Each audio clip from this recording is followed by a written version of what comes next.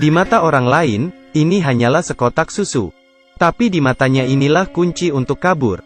Ia mengupasnya, mengeluarkan bagian film tipis, dan mengeluarkan film tipis ini lalu dibersihkan. Saat akan keluar, diam-diam menempelkannya di kunci rahasia sel. Jadi pada saat penjaga menekan kode tersebut, jarinya ikut menekan 4 tombol itu. Sekali lagi ia melambaikan film itu. Dia mendapat 4 angka. Jadi, mungkin ada 24 kunci kombinasi. Selanjutnya adalah mencoba kata sandi. Tapi bagaimana cara menyentuh kunci ini? Dia meremas kertas toilet menjadi bola-bola kecil. Kemudian meremas pasta giginya. Sama seperti itu dia membuat banyak hal. Kemudian menggunakan kertas kado. Terus meremas dan mengencangkannya. Sebuah bola bundar besar direkatkan. Saat penjaga membantunya melepas borgol, dia segera memasukkannya ke lubang di jendela kecil. Begitupun jika sipir mengunci jendela kecil itu, masih mungkin untuk dibuka. Dari jendela kecil, ia mengulurkan tangannya dan mencoba kata sandi. Paling banyak adalah 24 kali, dia bisa melakukannya dengan benar dan cepat. Untuk mencegah kamera menangkapnya, pertama-tama, dia harus tahu apa yang dilakukan para penjaga. Jadi dia mendengarkan suara di luar setiap saat. Melalui suara, saat pintu dibuka dan ditutup, dia tahu. Para penjaga setiap hari setelah membawanya ke sel, akan keluar untuk mengobrol dan merokok bersama. Jadi ada waktu 1 menit setiap hari. Tidak ada kamera pengawas. Ini adalah celah yang dia cari. Tetapi ketika dia keluar dari penjara dan apa yang harus dilakukan selanjutnya? Jangan meremehkan Ray Breslin. Dia tahu itu untuk melarikan diri dari penjara dengan sukses. Akan ada 3 faktor. Struktur denah penjara, dan di luar harus ada yang membantunya.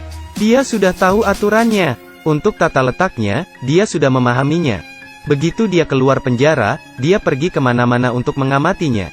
Penjara yang ketat ini, ada kelemahan, yaitu stasiun pemadam kebakaran di sebelah penjara. Hanya ada satu masalah, hanya ruangan hitam kecil itu yang ada di dekatnya. Jadi dia mengambil inisiatif untuk menimbulkan masalah. Memukul orang jahat sampai terluka. Para narapidana dipenjarakan di sebuah ruangan hitam kecil. Itu sebabnya ketika dia mencoba kodenya, dia meninggalkan ruangan hitam itu. Menemukan ventilasi ke stasiun pemadam kebakaran. Dia memanjatnya. Ketika para penjaga melalaikan tugasnya, dia naik dari sisi ini ke atas pipa ventilasi. Mendatangi stasiun pemadam kebakaran. Dengan cepat mengganti bajunya dengan baju pemadam kebakaran yang tidak terpakai di sini. Sekarang harus ada faktor ketiga. Cadangan. Ia sudah membuat janji dengan rekan satu tim dari luar. Pada titik ini sebuah mobil kecil akan meledak. Ada kebakaran, maka truk pemadam kebakaran akan diberangkatkan. Dia segera bersembunyi di bawah mobil pemadam kebakaran. Ia pergi dengan mobil ke tempat kebakaran terjadi. Muncul dari bawah mobil. Ketika setiap orang sibuk, tidak ada yang memperhatikannya. Masuk ke mobil rekan satu timnya. Ia berhasil kabur. Benar. Dia bukan seorang kriminal, tapi seorang ahli melarikan diri dari penjara. Dipekerjakan oleh Biro Penjara Federal untuk menguji secara nasional tingkat keamanan setiap penjara. Metode pengujiannya adalah menggunakan identitas palsunya untuk masuk penjara, kemudian mengandalkan dirinya sendiri untuk keluar. Dalam 7 tahun dia memeriksa keamanan di 15 penjara. Tidak ada tempat yang bisa menahannya. Sampai suatu hari, orang dari Chia mendatanginya. Ia mengatakan ada penjara yang sangat misterius. Terutama menahan penjahat yang tidak ingin diterima oleh negara manapun. Chia ingin memeriksa apakah penjara ini aman atau tidak. Tetapi mereka tidak tahu di mana penjara ini. Ini adalah misi yang berbahaya. Ray Breslin setuju dengan mereka. Segera tanggal penangkapan tiba. Sebelum berangkat, takut terjadi sesuatu, bawahan juga memberi alat pelacak GPS di lengannya. Baru saja melangkah keluar, Ray Breslin segera ditangkap. Tapi dia tidak menyangka, orang-orang ini menggunakan kekerasan dengan cara yang tidak biasa. Pertama menggunakan pistol untuk menjatuhkannya. Setelah itu semuanya sepertinya sudah direncanakan. Langsung menggunakan pisau untuk mengeluarkan GPS. Kemudian obat penenang dimasukkan ke lehernya. Membuatnya tidak sadarkan diri. Menunggu sampai dia sadar kembali. Dia bertemu dengan seorang kepala penjaga dengan setelan jas dan sepatu kulit. Ray Breslin merasa tidak tahan. Dia berkata bahwa itu terlalu kejam, dia tidak bisa melakukannya. Kemudian memberi isyarat bahwa Sari meminta sipir untuk membebaskannya. Tanpa diduga sipir tidak menyadarinya sedikit pun. Masih menahannya. Ternyata kepala polisi itu bersama satu orang. Ingin merencanakan dan menyakiti Ray Breslin. Ingin menahan Ray Breslin di sini. Terkunci seumur hidup. Ini adalah penjara paling ketat di dunia. Sel setiap orang terbuat dari kaca temper. Narapidana yang ke toilet juga bisa melihat dengan jelas. Tidak perlu menyebutkan tindakan kecil apapun. Sel itu dibangun di udara. Metode penggalian tradisional sama sekali tidak bisa dilakukan. Di ruangan tertutup 100%. Tidak ada yang bisa menyentuh sinar matahari. Jumlah penjaga penjara beberapa kali lebih banyak dari jumlah narapidana. Semuanya bersenjata lengkap. Topeng itu mencegah mereka berbicara dengan penjahat. Ini untuk menghindari tindakan komunikasi pribadi. Penjara ini memiliki ratusan ribu kamera. Ada juga kamera berbentuk lingkaran. Bergerak kapan saja, dapat melihat siapapun yang diinginkannya. Tapi sel ini bahkan lebih menakutkan. Selalu menyalakan lampu yang sangat terang. Jika pernah dipenjara di sini, matamu tidak akan terbuka. Bahkan lebih panas dari sauna. Ini benar-benar penderitaan. Ray Breslin melihat penderitaan di sini. Mencoba mengamati struktur sel. Menghitung cara untuk memecahkannya. Menunggu dia memikirkannya. Dia kelelahan dengan hipoglikemia karena kehilangan darah dan dehidrasi. Tapi dia masih menemukan celah yang dia inginkan. Tidak salah, itu adalah paku keling di lantai. Dia punya rencana. Pembobolan penjara tidak bisa tanpa asisten. Aturan lama, pertama adalah mencari teman baru. Tidak perlu menunggu Ray Breslin tersenyum. Ada seseorang yang datang untuk berteman dengannya lebih dulu. Rekan satu timnya adalah tangan yang berotot. Namanya adalah Emil. Dia sepertinya telah melihat keberanian Ray Breslin dengan jelas. Begitu dia tiba, dia bertanya apakah dia membutuhkan bantuan. Ray bilang dia ingin sepotong logam. Emil mengatakan ini tidak mungkin. Ray berkata jika kamu tidak memberiku, aku tidak akan berteman denganmu. Jadi Emil tidak punya pilihan selain masuk ke ruang interogasi. Dengan panik mengejek sipir di sana. Kepala penjara marah, meminta penjaga menghukumnya dengan siksaan air. Mereka mengambil selang untuk menuangkan air ke mulut Emil. 10 detik kemudian, dia hampir tenggelam. Tapi sekarang dia mendapatkan apa yang dimiliki ruang interogasi. Mengambil tutup lubang. Setelah selesai, dia menyerahkan tutup itu kepada Ray. Ray menganggapnya sangat hebat. Jadi dia bercerita tentang identitasnya sebagai kepala penjara. Dan juga menceritakan pengamatannya, pemahamannya. Ternyata dia tahu, konstruksi di dalam sel sebagian besar lurus ke atas. Bisa dikatakan, sangat mungkin ada tanah. Selanjutnya, suara air terdengar di bawah sel. Dia berspekulasi bahwa ada pipa air di sana. Ini pastinya adalah jalan keluar. Kemudian mereka harus kembali ke sel. Setelah perencanaan, segera mulailah ia mengambil tindakan. Emil bertanggung jawab untuk memulai perang. Ray mencengkeram sepotong roti di tangannya. Dengan sangat cepat petugas datang. Mereka semua dibawa ke sel dengan cahaya terang. Baru saja masuk, Ray segera membuka tutup yang diberikan Emil padanya. Pantulan cahaya yang kuat, bersinar di paku keling. Tunggu sebentar, mengapa hal ini sangat bercahaya? Ternyata dia pernah memolesnya dengan pasta gigi sebelumnya. 10 detik kemudian, 100 derajat Celcius menyebabkan tiang mengembang sebesar 0,03 cm3. Segera muncul, Ray dengan cepat menariknya keluar. Kemudian melakukan hal yang sama dengan 3 kancing lainnya. Selesai. Dia memasukkan roti ke dalam mulutnya. Pada saat yang sama mengisyaratkan perhatian Emil.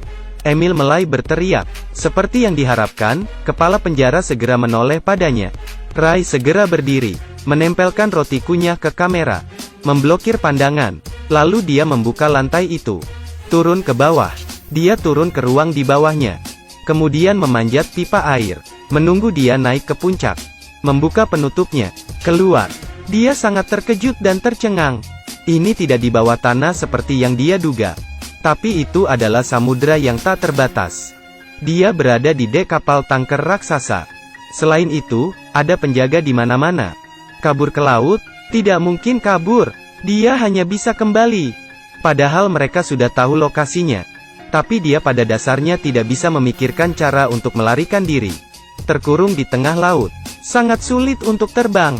Ini adalah sebuah pikiran yang dangkal. Kepala penjara menemukan paku keling. Menemukan upaya melarikan diri oleh Ray Breslin. Memulai penyiksaan untuk mengasingkannya. Dia baru saja pergi tidur. Para penjaga segera mengetuk jendela dan mencegahnya tidur. Menunggu sampai dia sangat lelah sampai dia pingsan.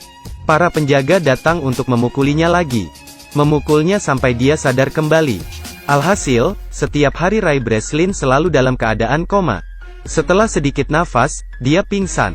Tidak lama setelah itu, ia perlu pergi ke dokter. Setelah pemeriksaan, dokter mendecakkan lidahnya.